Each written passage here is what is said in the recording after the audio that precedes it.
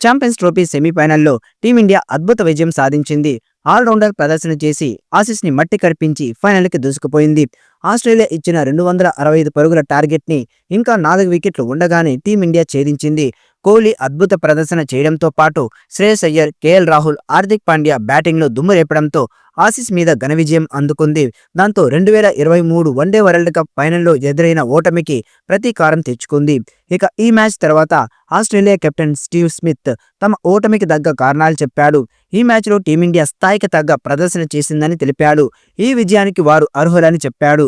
బ్యాటింగ్లో ఇంకా 30 పరుగులు అదనంగా చేయాల్సిందని తెలిపాడు.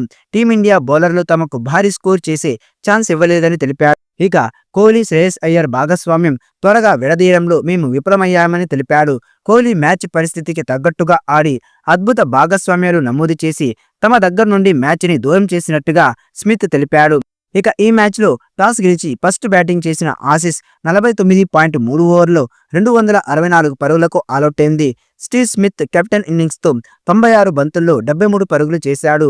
అందులో 4 ఫోర్లు, 1 సిక్సర్ ఉన్నాయి. ఇక ఐసీసీ నాకౌట్లో 5వ 50 సాధించాడు. భారత బౌలర్లలో మహమ్మద్ షమీకి 3 వికెట్లు దక్కాయి. నిజానికి ఒక దశలో స్కోరు 300 పరుగులు సాధిస్తుందని అందరూ అనిపించింది. అయితే రెండో డ్రింక్స్ విరామం తర్వాత పుంజుకున్న భారత బౌలర్లు వరుస విరామాల్లో వికెట్లు తీసి ప్రత్యర్థిని తక్కువ స్కోర్కి పరిమితం చేశారు.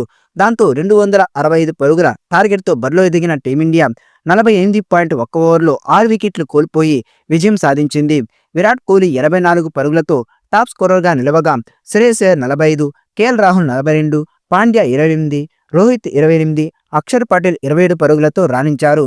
దాంతో సెమీస్లో ఘన విజయం సాధించిన టీమిండియా మార్చి 9న దుబాయ్లో జరిగే ఫైనల్స్లో ఆడనుంది.